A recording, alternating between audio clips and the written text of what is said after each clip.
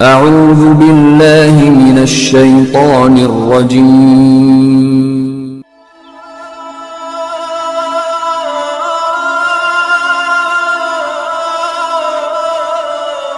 بسم الله الرحمن الرحيم.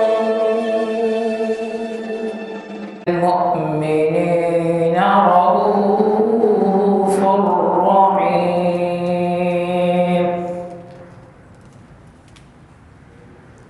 فإن تولوا فقل حسبي الله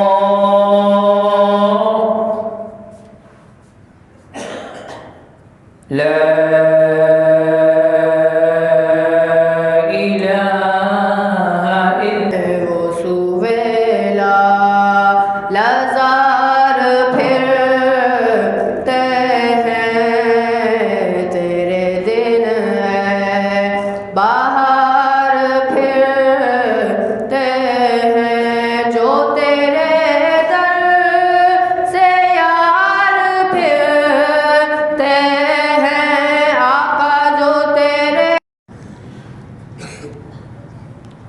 نحمده ونصلي ونسلم على رسوله الكريم أما بعد فأعوذ بالله من الشيطان الرجيم. بسم الله الرحمن الرحيم. يا أيها الذين آمنوا كتب عليكم الصيام كما كتب على الذين من قبلكم لعلكم تتقون أياما معدودات. صدق الله مولانا العظيم وبلغنا رسوله النبي الكريم رؤوف الرحيم عليه الصلاة والتسليم. فقد قال الله تبارك وتعالى في شان حبيبه إن الله وملائكته يصلون على النبي يا أيها الذين آمنوا صلوا عليه وسلموا تسليما.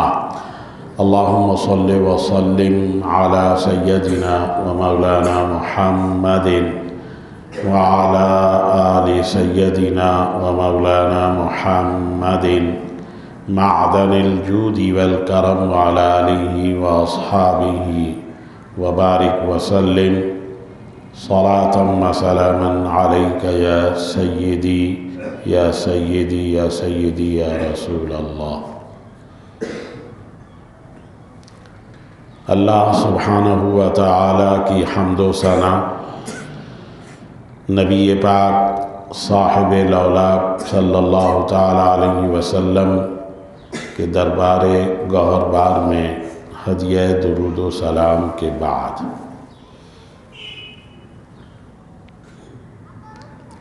اللہ تبارک و تعالی کے فضل اور اس کے کرم سے اس کی دی ہوئی توفیق سے درس حدیث پاک میں میں اور آپ ہم سب لوگ شریک ہیں. اللہ رب العالمین سے دعا کرتے ہیں کہ اللہ تبارک و تعالی قرآن و حدیث کتاب و سنت سمجھنے کے لیے جو صلاحیت درکار ہے وہ مجھے اور آپ سب کو عطا فرمائے. سن کر سمجھ کر اس کے تقاضے کے عین مطابق دولت ایمان کے ساتھ عقیدت و محبت کے ساتھ اس پر عمل کرنے کی توفیق عطا فرمائے کہ قرآن و حدیث سمجھنے کا مقصد ہی عمل کرنا ہوتا ہے. تو اللہ رب العالمین ہم سب کو عمل کرنے کی توفیق عطا فرمائے. قرآن مجید فرقان حمید سے سورہ بقرہ کی مشہور و معروف آیت جس کا تعلق رمضان المبارک کے روزے کی فرضیت کے حوالے سے ہے وہ میں نے اس لیے تلاوت کی ہے کہ آپ کے ذہن میں یہ بات رہے کہ ماہ رمضان المبارک سے پہلے شعبان المعظم میں یہ آخری درس ہے. انشاءاللہ زندگی برقرار رہی تو آئندہ درس ماہ رمضان المبارک میں ہی اسی وقت اسی دن میں انشاءاللہ منعقد ہوگی. تو تو روزے سے متعلق چند باتیں، آپ کے سوالوں کا جواب بھی انشاءاللہ عرض کریں گے اور چند ضروری باتیں عرض کریں گے۔ سب سے پہلے وہ حدیث پاک بخاری شریف کی جو میں نے تلاوت کی تھی پچھلے درس میں، کچھ باتیں اس سلسلے میں بیان ہو گئی تھی، کچھ باتیں آج عرض کریں گے کہ میرے اور آپ کے آقا و مولا حضور خاتم النبیین صلی اللہ تعالیٰ علیہ وسلم کا ارشاد پاک ہے کہ انما الاعمال بالنیات۔ ظاہر ہے کہ بندہ مومن کے عمل کا تعلق اس کی نیت، اس کے ارادے کے ساتھ ہے۔ تو اسی حدیث پاک پر چند ضروری باتیں عرض کریں گے۔ یہ جملہ حدیث کا انما الاعمال بالنیات بخاری شریف کی سب سے پہلی حدیث، خود حضرت امام بخاری رحمۃ اللہ علیہ نے بخاری شریف کی دونوں جلدوں میں، اصل بخاری شریف جو ہے 2 جلدوں میں ہے، وہ نسخہ جو درس میں پڑھایا جاتا ہے، دارالعلوم میں مدرسوں میں پڑھایا جاتا ہے، وہ 2 جلدوں پر مشتمل ہے۔ تو دونوں جلدوں میں مختلف مقامات پر اس حدیث کو حضرت امام بخاری علیہ الرحمہ نے بیان کیا۔ شارحین بخاری بتاتے ہیں کیونکہ 7 مرتبہ یہ حدیث مکرر طور پر بیان کیا ہے حضرت امام بخاری علیہ الرحمہ نے۔ الفاظ، کلمات ایک جیسے نہیں ہیں، کہیں کچھ الفاظ زیادہ ہیں، کہیں کچھ کم ہیں۔ پہلی حدیث کے الفاظ تو یہی ہیں کہ انما الاعمال بالنیات وانما لکل امرئ ما نویٰ۔ اس کے آگے پورے جملے ہیں احادیث مبارکہ کے، تو کہیں پر انما کے ساتھ ہے، کہیں انما کے بغیر صرف الاعمال ہے، الاعمال بالنیات، کہیں العمل بالنیت ہے۔ تو اس طرح کے الفاظ، مضمون ایک ہی ہے، مفہوم ایک ہی ہے کہ مسلمان کا عمل، مرد ہو یا عورت، عمل اس کا ظاہر ہے اس کی نیت و ارادے کے مطابق ہے، کیونکہ اللہ رب العالمین ہر عمل کرنے والے کے عمل پر اجر و ثواب عطا فرماتا ہے۔ یہ اجر و ثواب کا انحصار عمل کرنے والے کی نیت اور ارادے پر ہے۔ عربیت کے اعتبار سے یہ جملہ اس وقت جا کر مکمل ہوگا کہ ایک لفظ یہاں پر محذوف مانا جاتا ہے جو العمل یا الاعمال سے پہلے ہے، اسی پر جو ہے وہ مذاہب اربعہ یعنی حضرت امام اعظم ابو حنیفہ، امام مالک، امام شافعی، امام احمد ابن حنبل کے مذاہب میں ساری بحث جو ہے اسی پر ہوتی ہے، بہت طویل بحث ہے۔ مختصر یاد رکھیے اگر آپ کے ذہن میں رہے کہ حضرت امام مالک، حضرت امام شافعی، حضرت امام احمد ابن حنبل، یہ تینوں محدثین، فقہا، مجتہدین، یہ فرماتے ہیں کہ یہاں پر لفظ جو محذوف ہے وہ صحت کا لفظ ہے۔ پوری عبارت یوں ہے کہ صحت الاعمال بالنیات، عمل کا صحیح ہونا نیتوں پر ہے۔ اور حضرت سیدنا امام اعظم ابو حنیفہ انہوں نے یہ فرمایا ہے کہ یہاں پر لفظ ثواب محذوف ہے۔ اصل عبارت یوں ہے کہ ثواب الاعمال بالنیات، جو بھی عمل بندہ کرتا ہے اس پر اجر اور ثواب جو اللہ رب العالمین کی طرف سے مقدر ہے، وہ اجر و ثواب بندے کو ملتا ضرور ہے لیکن اس کی نیت و ارادے پر۔ جو وہ نیت کرے گا اس پر اجر و ثواب ہوگا، نیت نہیں کرے گا تو اجر و ثواب نہیں ہوگا۔ اب یہاں بہت بنیادی طور پر یہ بات سمجھنے کی ہے کہ بندہ، مسلمان، مرد و عورت جو بھی ہو، جب وہ عمل کرتا ہے تو عمل اس کی دینی شرعی حیثیت کیا ہے۔ کچھ اعمال تو وہ ہیں کہ جو عمل ہی مقصود ہے۔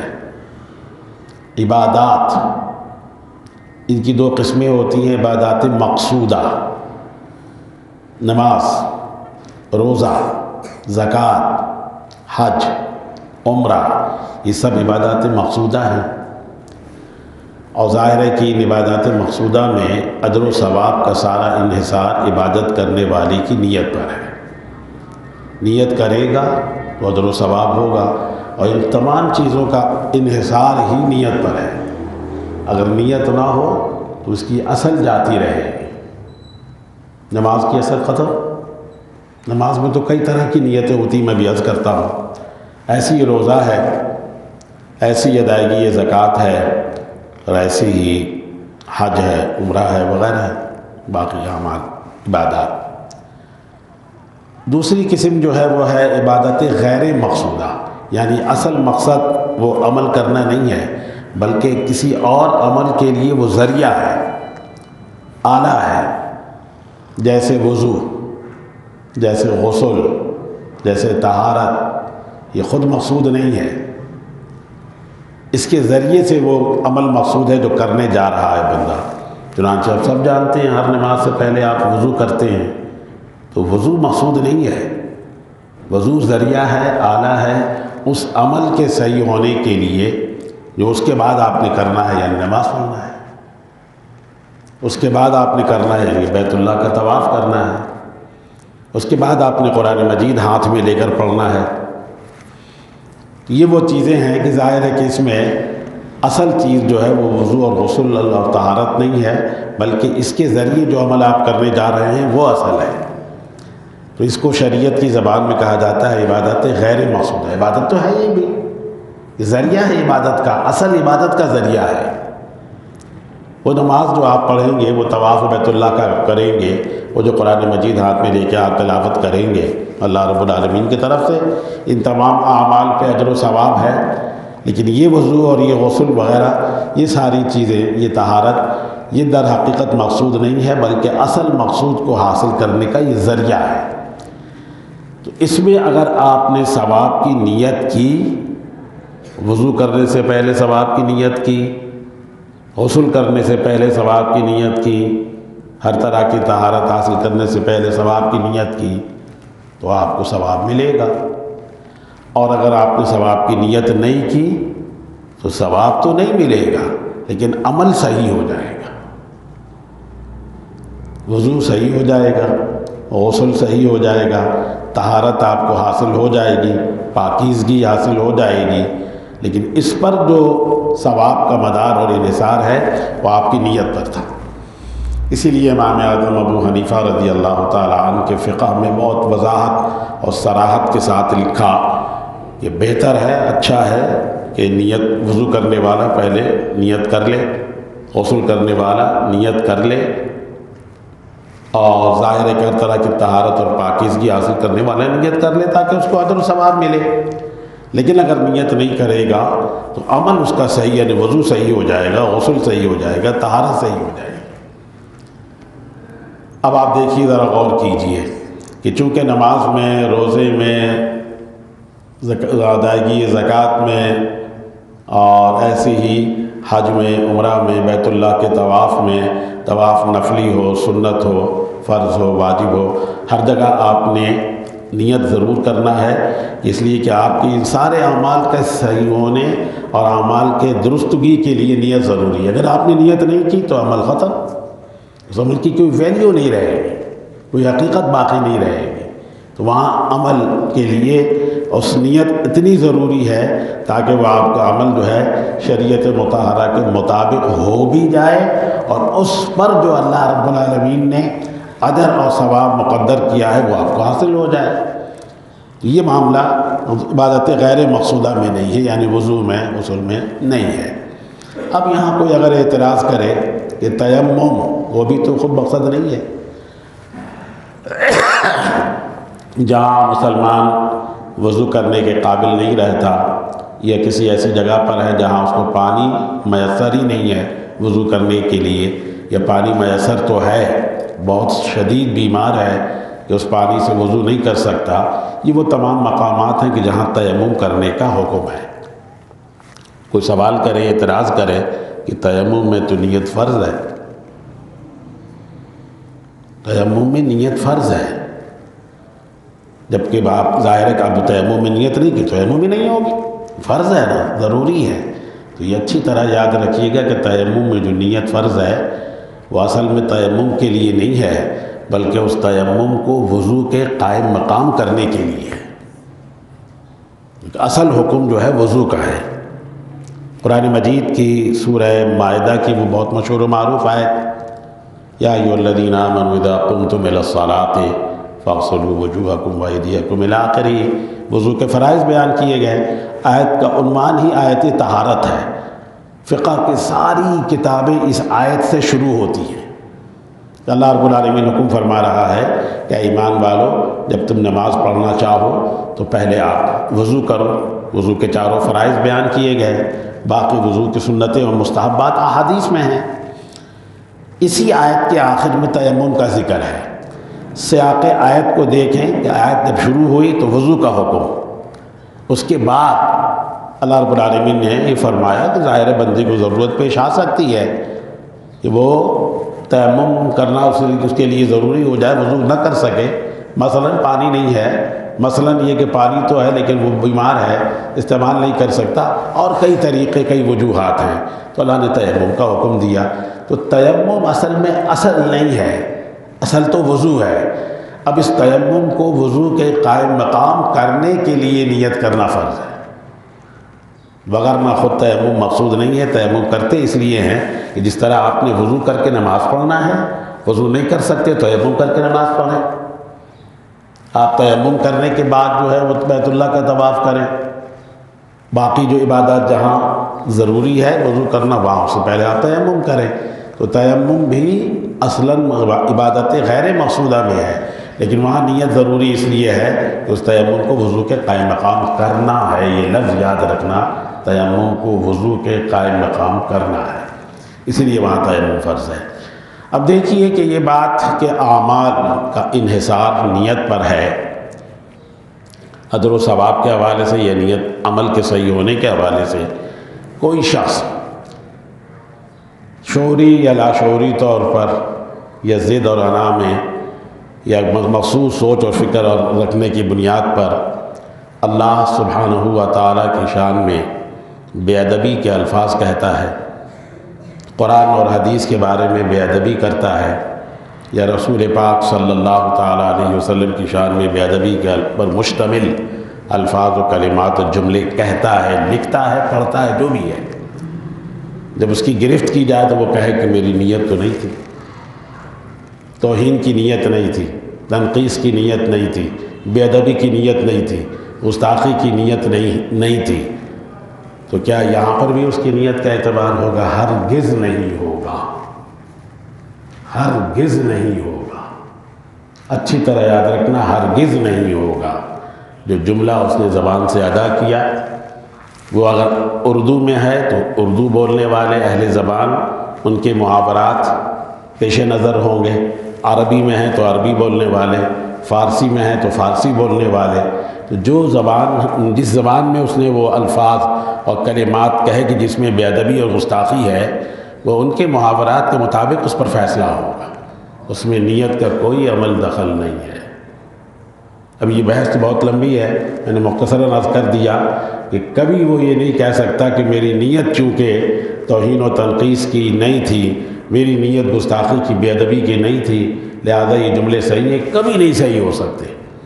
اور اس پر جو ہے وہ تمام مکاتب فکر کے لوگوں کی عبارتیں موجود ہیں، ان کی کتابوں کی اصل عبارتیں موجود ہیں کہ ایسے مقامات پر نیت کا کوئی عمل دخل نہیں ہے، جو کہے گا فتویٰ اسی پر لگے گا، جو الفاظ و کلمات کہے گا شرعی حکم اسی پر مرتب ہوگا۔ اب یہ بالکل ایسے ہی ہے جیسے تمام فقہ کی کتابوں میں مسئلہ لکھا ہے، کوئی مسلمان شوہر اپنی بیوی کو طلاق دے، لفظ طلاق، اور ظاہر ہے جب گرفت کیا تو نہیں، میری نیت تو نہیں تھی۔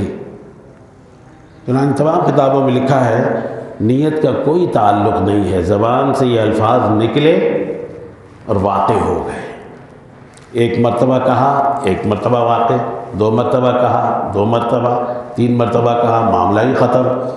تو الفاظ زبان سے نکلے اور ادا ہو جائیں گے، نیت کی کوئی ضروری نہیں ہے۔ ہاں وہ الفاظ و کلمات جو طلاق کا لفظ جس میں نہیں ہے، اس کو شریعت کی زبان کہا جاتا ہے صریح اور کنایہ۔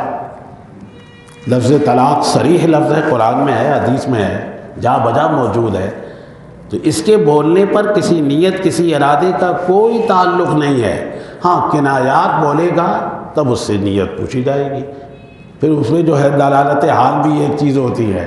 لڑائی جھگڑے کے دوران اگر اس نے کنایا کے الفاظ میں اپنی بیوی سے اپنے آپ کو الگ کر لیا، اپنی بیوی کو اپنے نکاح سے نکال دیا، تو وہ جو باہمی لڑائی جھگڑا کا ماحول ہے یہ قرینہ، نشانی اور علامت اور دلیل بن جائے گی۔ اب بھی نیت کی ضرورت نہیں، طلاق واقع ہو جائے گی۔ یہ مسائل ہیں، اسی لیے ذرا محتاط رہا کریں۔ یہ نیت کا جو معاملہ ہے یہ ہر جگہ استعمال نہیں ہوگا، جہاں ہوگا وہاں ہوگا، جہاں نہیں ہوگا وہاں نہیں ہوگا، اور اس کی ساری تصریحات علماء اسلام نے کر دی ہے۔ چنانچہ یہ بات یاد رکھنے کی ہے کہ میں نے عرض کیا کہ اللہ سبحانہ و تعالیٰ یا اللہ کے رسول صلی اللہ علیہ وسلم کی شان میں بے ادبی اور گستاخی پر مشتمل الفاظ و کلمات زبان سے بولے، قلم سے تحریر کرے، قرآن اور حدیث کے حوالے سے بے ادبی گستاخی کرے، زبان سے کہے یا قلم سے تحریر کرے، اور پھر جب اس کا مواخذہ کیا جائے، اس کو پکڑا جائے تو کہے میری نیت نہیں تھی، تو اسے کہا جائے گا نہ تیری نیت کا یہاں کوئی عمل دخل ہے، نہ تیری نیت کا کوئی یہاں پر اعتبار ہے، بلکہ جو شریعت کا حکم ہوگا صراحتاً وہ لگے گا۔ اس کی نظیریں اور مثالیں محتاط طور پر موجود ہے۔ بہت ساری گستاخانہ عبارتوں پر طویل بحث کی گئی، اور ظاہر ہے کہ گستاخانہ عبارتوں کی تعویلیں کی گئیں۔ ان تمام کے جوابات پر مشتمل کتابیں موجود ہیں، بہت بڑا موضوع ہے۔ چونکہ نیت کی بات ہو رہی تھی، اسی ضمن میں یہ ضروری تھا تو میں نے عرض کر دیا، اس کو اچھی طرح یاد رکھیں اور سمجھیں۔ یہ بھی انما الاعمال بالنیات کے نیچے درج ہوگی۔ تو اللہ رب العالمین ہمیں اپنے اعمال کو صحیح کرنے اور اس پر اجر و ثواب، وہ اعمال فرض ہو، واجب ہو، سنت ہو، عبادات ہوں، ظاہر ہے کہ اس کے صحیح ہونے کا سارا انحصار عمل کرنے والے کی نیت اور ارادے سے اس کا تعلق ہے۔ پہلے بھی میں عرض کر چکا ہوں کہ اصل نیت دل کا ارادہ ہے۔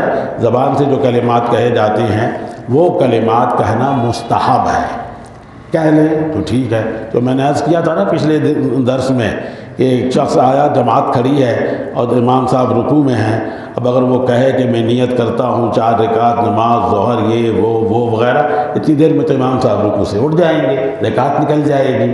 تمام فقہاء لکھتے ہیں کہ آئے سیدھے آ کر کھڑے کھڑے ایک مرتبہ اللہ اکبر کہے، فوراً اللہ اکبر کہہ کر رکوع میں چلا جائے۔ الفاظ و کلمات نیت کا ویسے ہی فرض نہیں ہے، واجب نہیں ہے، مستحب ہے، تو اس مستحب کے چکر میں رکعت کو ضائع نہ کریں۔ یہ یاد رکھیے گا، یہ بہت اہم چیز ہے، اور اسے آپ اپنے ذہن میں محفوظ رکھیں تاکہ آپ کی نمازیں، آپ کی عبادتیں شریعت کے مطابق ہو سکیں، ادا ہو سکیں، مکمل اجر اور ثواب جو اللہ رب العالمین نے مقدر کیا ہوا ہے وہ آپ کو مل سکے۔ تو اللہ تبارک و تعالیٰ اس پر ہمیں عمل کرنے کی توفیق رفیق مرحمت فرمائے۔ جیسا میں نے عرض کیا کہ میں نے آیت تلاوت کی تو اس کا تعلق ماہ رمضان المبارک کے روزے سے ہے، تو روزے سے متعلق جو آیت ہے میں اس کی چند باتیں عرض کر دیتا ہوں، اس کے بعد آپ جو بھی اس کے بارے میں سوالات کریں گے وہ میں اس کا جواب دوں گا انشاءاللہ۔ نماز کے بعد روزے کی اہمیت بہت اہم ہے، اور یہ بات یاد رکھنے کی کہ روزے کی فرضیت رسول اللہ صلی اللہ علیہ وسلم کے مکہ مکرمہ سے مدینہ طیبہ کی طرف ہجرت کرنے کے بعد احکامات میں، عبادات میں صرف واحد حکم نماز کا ہے، جو اللہ رب العالمین نے نبی پاک صلی اللہ علیہ وسلم کو اور آپ کی امت کے لیے مکی دور میں اللہ نے عطا کیا۔ مکہ مکرمہ میں سب جانتے ہیں، ابھی شب معراج گزری ہے، شب معراج ہی نماز فرض ہوئی، اور معراج اس وقت ہوئی جب رسول اللہ صلی اللہ علیہ وسلم مکہ مکرمہ میں تھے۔ اس کے بعد روزہ، زکوٰۃ، حج، دیگر واجبات، دیگر فرائض، دیگر احکامات، اور وہ احکامات جس کا تعلق کسی شخص کی انفرادی زندگی سے ہے یا مسلم سماج کی سوسائٹی سے ہے، یہ سب مدینہ منورہ میں پوری شریعت ڈیولپ ہوئی ہے مدینہ پاک میں۔ تو روزہ بھی مدینہ پاک میں اللہ تعالیٰ نے فرض کیا، اور ظاہر ہے کہ روزہ ایک ایسی عبادت کہ خود اس آیت میں اللہ نے فرما دیا کہ اے مسلمانوں یہ نہ سمجھنا کہ تم پر ہی روزہ فرض ہو، تم سے پہلے جو امتیں گزری ہیں روزے ان پر بھی فرض تھے۔ یا ایھا الذین آمنوا کتب علیکم الصیام، اے ایمان والو تم پر روزے فرض کیے گئے، کما کتب علی الذین من قبلکم، جس طرح تم سے پہلی امتوں، قوموں اور ملتوں پر روزے فرض کیے گئے تھے، اور مقصد ہے وہ لعلکم تتقون۔ فرض کیا ہی اس لیے گیا ہے تاکہ تمہیں تقوی حاصل ہو جائے، ایک صاف ستھری پاکیزہ زندگی حاصل ہو جائے۔ تقوی ہی تو اصل چیز ہے جس سے ایمان کی وہ لذت اور حلاوت اور اس دولت ایمان کے ساتھ سجدے کی لذت، عبادت کی لذت حاصل ہوتی ہے۔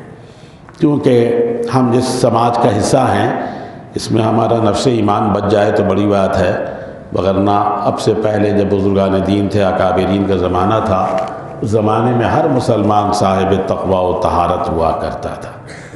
یہی وجہ ہے کہ اس کو نماز میں اللہ اکبر، حضور علیہ السلام نے ارشاد فرمایا نا، جب جبریل امین علیہ السلام نے حضور علیہ السلام سے پوچھا یا رسول اللہ صلی اللہ علیہ وسلم احسان کیا ہے، تو حضور نے فرمایا کہ ان تعبد اللہ کأنک تراہ، تم اللہ کی عبادت ایسے کرو جیسے اللہ تبارک و تعالیٰ کو سر کی آنکھوں سے دیکھ رہے ہو۔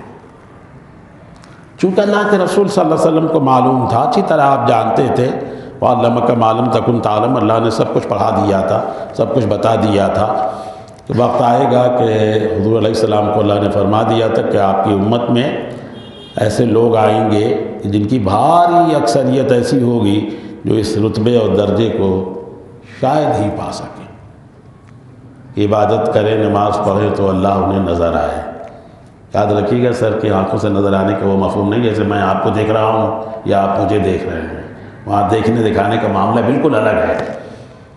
محسوس تو ہو، جس معبود کو سجدہ کر رہے ہیں اس ذات بابرکات اللہ تبارک و تعالیٰ، اللہ سبحانہ و تعالیٰ انسان کے حواس پر، سوچ پر، فکر پر طاری ہو، محسوس کر رہا ہو کہ میں اس رب کو سجدہ کر رہا ہوں، یہ جو رب ہی میرا خالق بھی ہے، مالک بھی ہے، معبود برحق بھی ہے، اس بے مثال کائنات کو پیدا کرنے والا ہے، اور وہی ہمیشہ سے ہے، وہی ہمیشہ رہنے والا ہے۔ ظاہر ہے کہ ابدی، ازلی اور ابدی کا مفہوم یہی ہے۔ عرض کرنے کا مدعا کہ حضور نے فرمایا کہ ان تعبد اللہ کأنک تراہ، یہ احسان کا حدیثی مفہوم ہے، ورنہ احسان ہم بھی بولتے ہیں، ایک دوسرے کی زبان، ہماری زبان میں بولا جاتا ہے، احسان کرو، احسان کرو، حسن سلوک کرو، اچھائی کے ساتھ ایک دوسرے کے ساتھ پیش آؤ، ایک دوسرے کی مدد کرو۔ حدیث میں احسان کا یہ مفہوم نہیں ہے، حدیثی مفہوم یہ ہے کہ اللہ کے رسول فرما رہے ہیں کہ ان تعبد اللہ کأنک تراہ، تم اپنے رب کی ایسی عبادت کرو گویا کہ اپنے رب کو دیکھ رہے ہو۔ فَإِن لَمْ تَكُنْ تَرَاهُ، تم اس رتبے درجے پہ اگر نہیں پہنچے تو پھر یہ یقین پیدا کرو۔ یہ یقین بھی بہت مشکل سے پیدا ہوتا ہے، کاش کہ پیدا ہو جائے تو جو اندر تاریکی ہے نا، اندھیرا، وہ ختم ہو جائے گا۔ آنکھ بند کریں گے تو اندر کی روشنی بھی نظر آئے گی، اور وہ یہ ہے کہ فَإِن لَمْ تَكُنْ تَرَاهُ، تم اپنے رب کو اگر دیکھنے کے رتبے درجے پر نہیں پہنچے تو یہ یقین رکھو فَإِنَّهُ يَرَاكَ، وہ ہر حال میں تمہیں دیکھ رہا ہے۔ میں ہمیشہ یہ بات کہا کرتا ہوں، اے کاش کہ اس حدیث کے مطابق مسلمان کے دل و دماغ پر یہ بات چھا جائے کہ مجھے میرا رب ہر حال میں دیکھ رہا ہے۔ میں نماز میں ہوں تو بھی دیکھ رہا ہے، میں نماز نہ پڑھ رہا ہوں تو بھی دیکھ رہا ہے، میں روزے کی حالت میں ہوں تو بھی دیکھ رہا ہے، میں گھر میں ہوں تو بھی دیکھ رہا ہے، میں گھر سے باہر ہوں تو بھی دیکھ رہا ہے، میں تنہائی میں ہوں تو بھی دیکھ رہا ہے، میں مجمع میں ہوں تو بھی دیکھ رہا ہے، میں دن میں ہوں تو بھی دیکھ رہا ہے، میں رات میں ہوں تو بھی دیکھ رہا ہے۔ یہ کیفیت پیدا ہو جائے تو یہ کم سے کم احسان کا رتبہ و درجہ ہے۔ تو یہ ہے اصل عبادت۔ یاد کریے، یاد رکھیے، یہ بندے کے دل و دماغ پر معبود برحق اللہ سبحانہ و تعالیٰ کے جلوے ایسے چھا جائیں کہ اسے سوائے اپنے رب کے، خاص طور پہ عبادت کے دوران، اب دیکھیے روزہ ایک ایسی عبادت ہے، اس کا ایک ٹائم آف پیریڈ ہے، سحری سے لے کر افطار تک، اور اللہ رب العالمین نے عبادت بھی خوب رکھا۔ کچھ پڑھے نہ پڑھے عبادت ہے، نماز تو بہرحال پڑھے گا بکثرت۔ الحمدللہ مسلمان ماہ رمضان میں قرآن مجید کی تلاوت کرتے ہیں، اللہ کے کلام کو پڑھتے ہیں، ظاہر عبادت ہے۔ تسبیح پڑھتے ہیں، درود شریف پڑھتے ہیں، ذکر اذکار کرتے ہیں، یہ سب کچھ کریں یا نہ کریں عبادت ہے۔ چپ خاموش بیٹھے ہیں عبادت ہے، سو گئے پھر بھی عبادت ہے، سو گئے پھر بھی عبادت ہے۔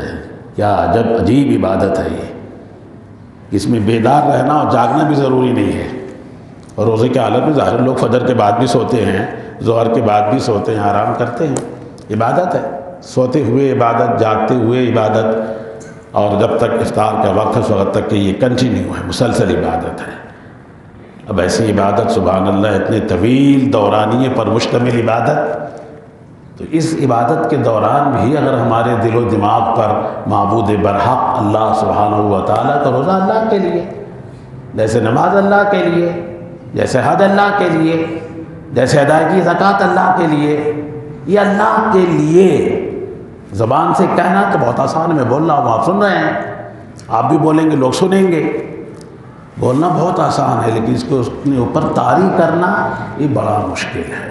لیکن ایک مرتبہ اگر یہ طاری ہو جائے کہ میری نماز میرے روزے سب اللہ کے لیے ہے، ان صلاتی و نسکی و محیایا و مماتی للہ رب العالمین، قرآن میں ہے، میرے محبوب اعلان کر دو، میری نماز، میری قربانی، میری زندگی، میری موت سب اللہ کے لیے۔ زندگی اور موت کا درد جب آیا نا تو زندگی کا ایک ایک لمحہ سب اللہ کے لیے۔ تو اے بندہ خدا، تیری زندگی کا ایک ایک لمحہ اللہ کے لیے ہے، پھر تیرے ہوش و حواس پر، تیری سوچ اور فکر پر، تیرے دل و دماغ پر وہ رب کیوں نہیں موجود؟ کہیں خرابی تو ہے؟ خرابی ہمارے اندر ہے، یہ خرابی ہمارے اندر ہے۔ ہم اپنے اندر سے خرابی کو دور کر لیں اور پھر یہ آیت پڑھیں، اس آیت کو اپنے اوپر طاری کریں تو پھر جلوے نظر آئیں گے نا، اللہ تبارک و تعالیٰ کے جلوے نظر آئیں گے، پتہ چلے گا، محسوس ہوگا۔ ایک مرتبہ کسی بندہ مومن کو اللہ رب العالمین محسوس ہو جائے تو اس کے بعد اس کی نمازیں، اس کے روزے خود محسوس کرے گا، کل کی نماز اور تھی، آج کی نماز اور ہے۔ دیکھیں نا، یہ آپ عمرہ کرنے، حج کرنے جاتے ہیں، کعبۃ اللہ میں نماز پڑھتے ہیں، مسجد الحرام میں، مسجد نبوی میں نماز پڑھتے ہیں، تو کچھ نہ کچھ فرق تو محسوس ہوتا ہے نا۔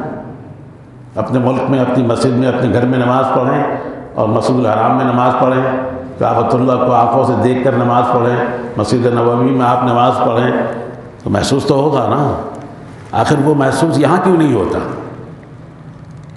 اے کاش کہ وہاں سے وہ محسوس کو ہم ساتھ لے کر آئیں اور پھر اپنی جگہ، اپنے ملک، اپنے گھر میں آ کر، اپنی مسجد میں آ کر نماز پڑھیں تو وہی لذتیں آئیں، وہی روحانیت، وہی کیفیت، وہی سجدے اللہ اکبر، جس میں مسجود نظر آ رہا ہو، مسجود علیہ کے نظر نظر آ رہے ہیں اللہ تبارک و تعالیٰ۔ بہرحال بہت لمبی گفتگو ہو گئی۔ عرض کرنے کا مدعا کہ روزہ ایک ایسی عبادت کہ جو ہر قوم، ہر مذہب، ہر ملت میں آج جتنے مذاہب روئے زمین پر موجود ہیں، تھوڑے سے لوگ ہیں جو لا مذہب ہے۔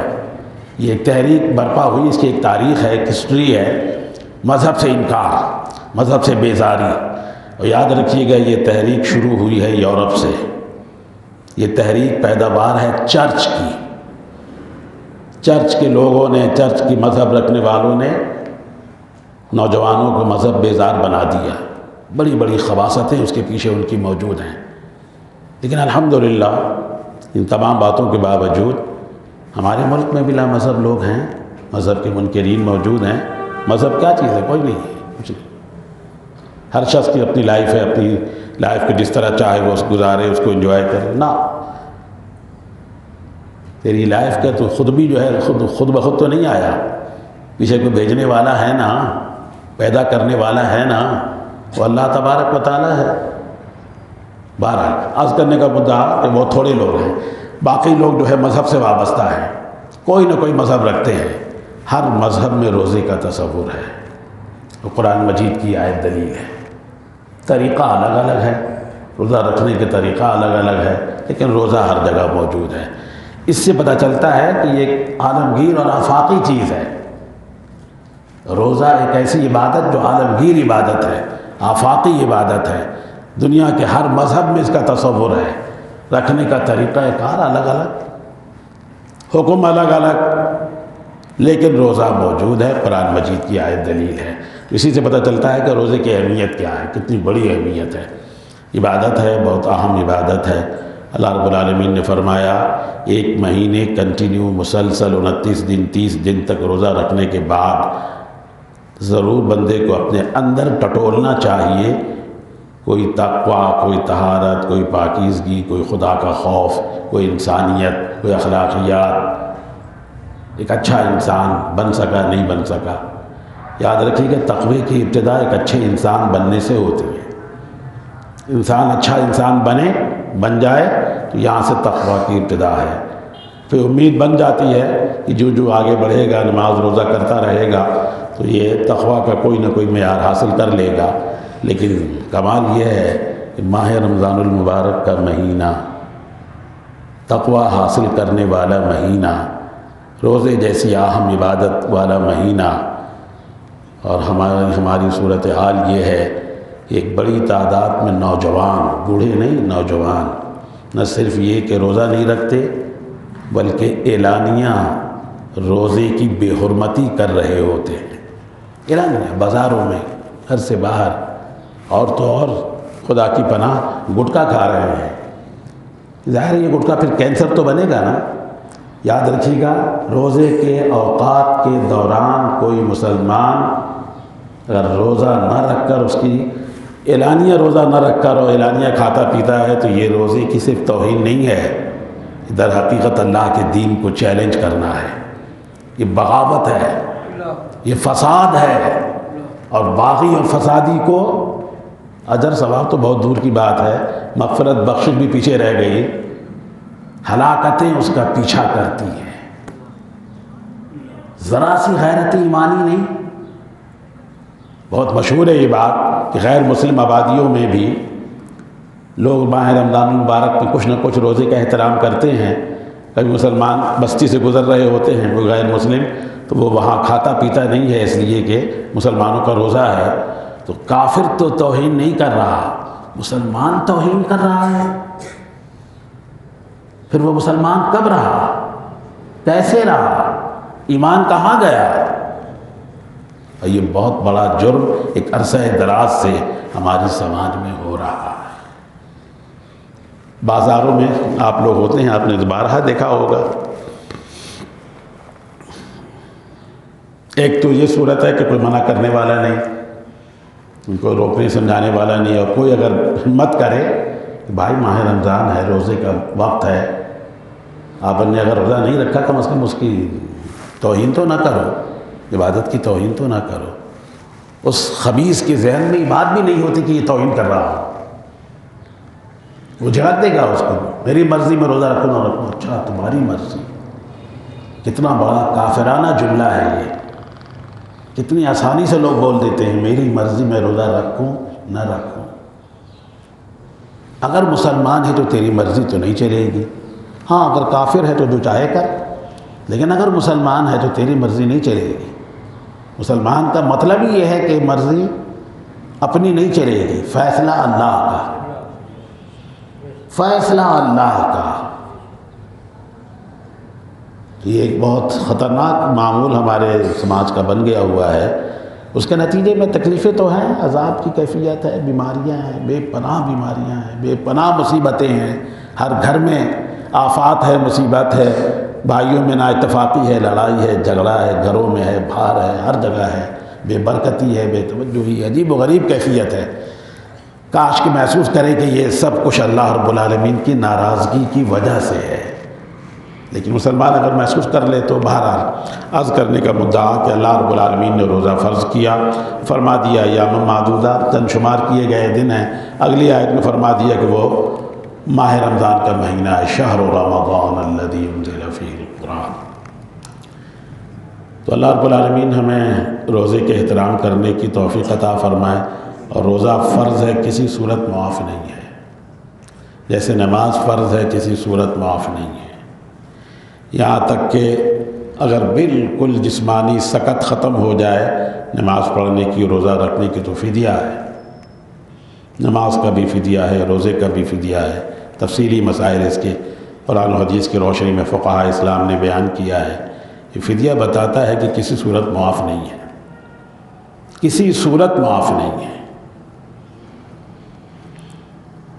کھڑے ہو کے پڑھ سکے تو کھڑے ہو کے پڑھنا فرض ہے، کھڑے ہو کے نہیں پڑھ سکے تو بیٹھ کے پڑھنا فرض ہے۔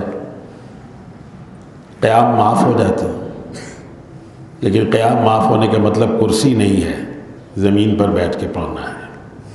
پھر کبھی بات کریں گے اس پر انشاءاللہ۔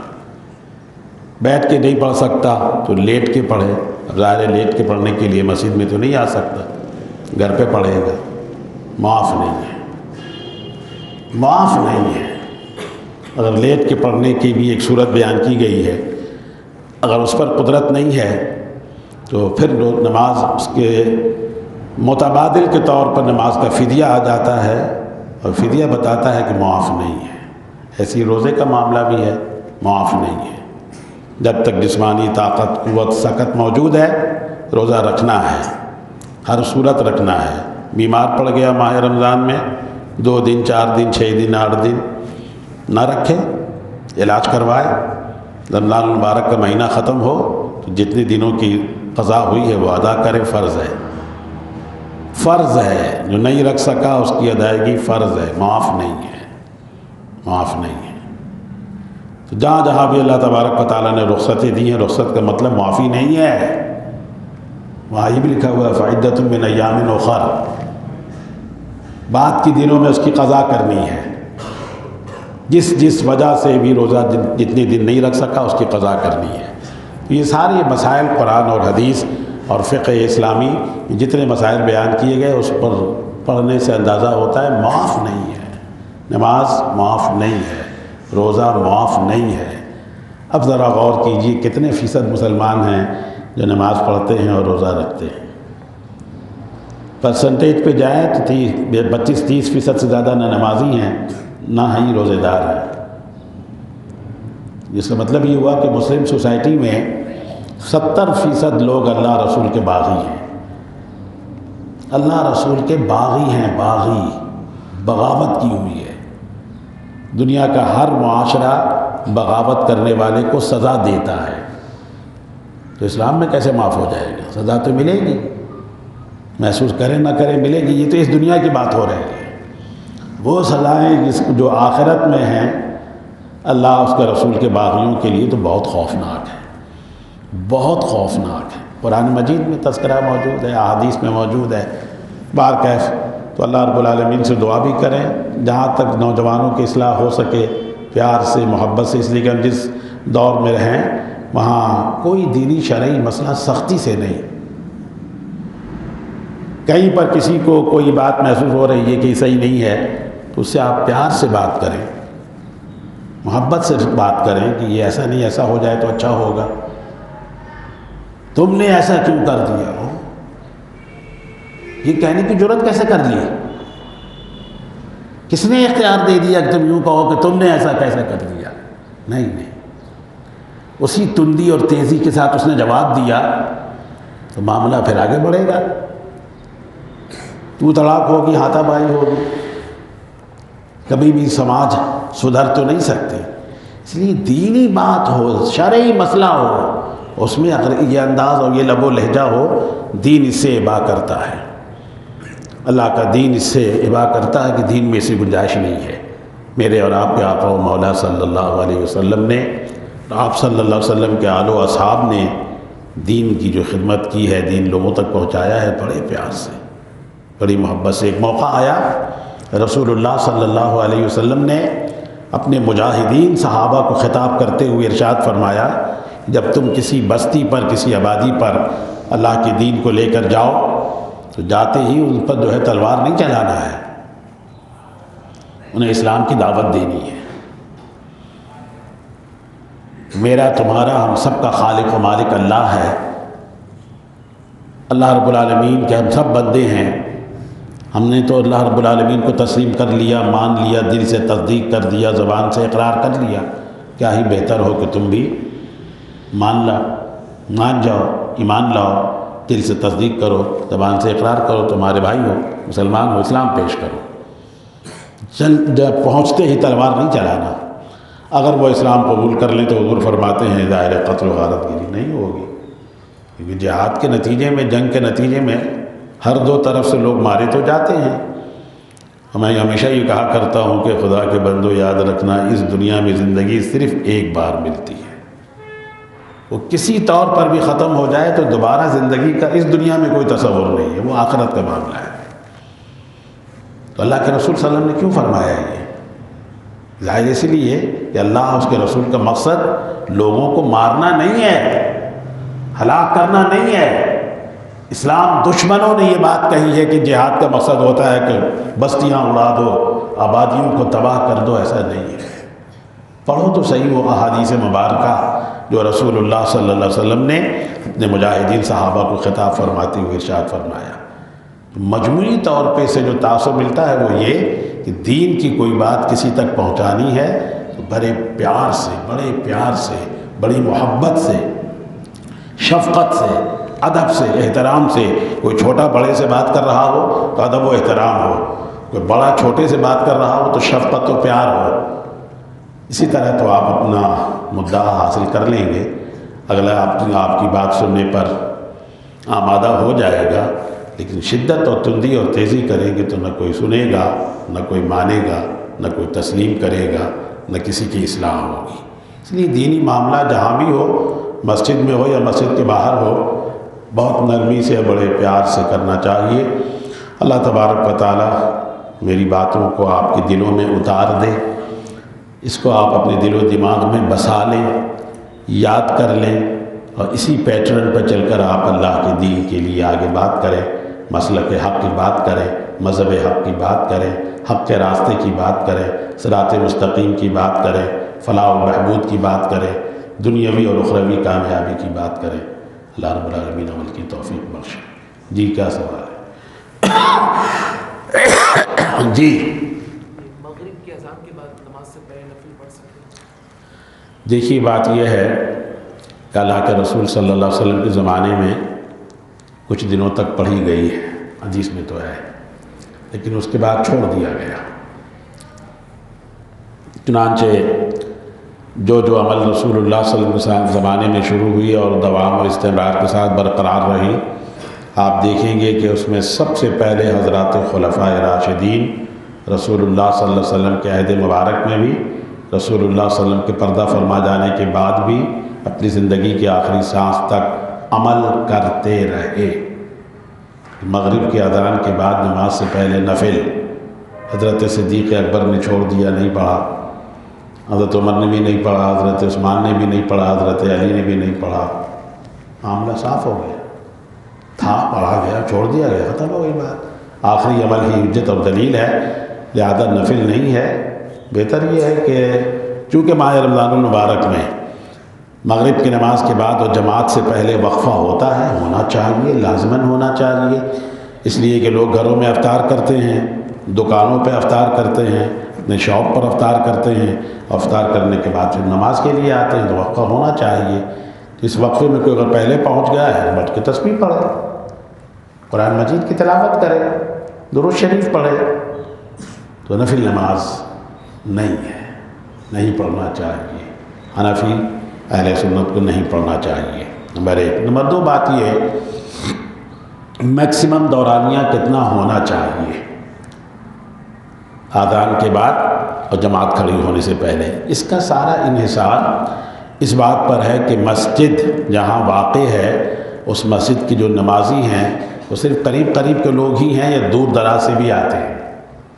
جیسے آپ کی یہ مسجد بازار میں ہے، مارکیٹس میں وہ کافی دور سے دکاندار آتے ہیں، جماعت میں شریک ہوتے ہیں، ایک محلہ بھی کافی لمبا ہے، ادھر بھی، تو یہ دور دراز سے لوگ آتے ہیں، تو انہیں اتنا وقفہ رکھنا چاہیے کہ پہلی رکعت میں نمازی سارے آ جائیں، شریک ہو جائیں۔ اگر کچھ لوگ آ گئے ہیں، 10 منٹ میں آ گئے ہیں، 7-8 منٹ میں آ گئے ہیں، تو بیٹھے 5-7 منٹ مزید انتظار کر لیں۔ اللہ کے گھر میں ہی بیٹھے ہیں، امن میں بیٹھے ہیں، اللہ کی رحمت کے سائے تلے بیٹھے ہیں، اس میں نہ اکتانے کی ضرورت ہے، نہ بحث کرنے کی ضرورت ہے۔ تو ہمارے نزدیک کم سے کم 12 سے 15 منٹ ہونا چاہیے ایسی مسجدوں کے لیے جہاں نمازی دور سے آتے ہیں۔ جو صرف قریب قریب کے ہی لوگ ہیں وہاں 10 منٹ رکھ لیں کافی ہے، 7-8 منٹ رکھ لیں. تو جہاں دور سے آتے ہیں وہاں کم سے کم 15 منٹ تک انتظار کریں تاکہ سب لوگ آ جائیں، سب کو تکبیر تحریمہ مل جائے. بے پناہ اجر و ثواب کا باعث. جو پہلی مرتبہ اللہ اکبر کہہ کر امام صاحب نماز شروع کرتے ہیں اس کا نام تکبیر تحریمہ ہے، وہ سب کو مل جائے.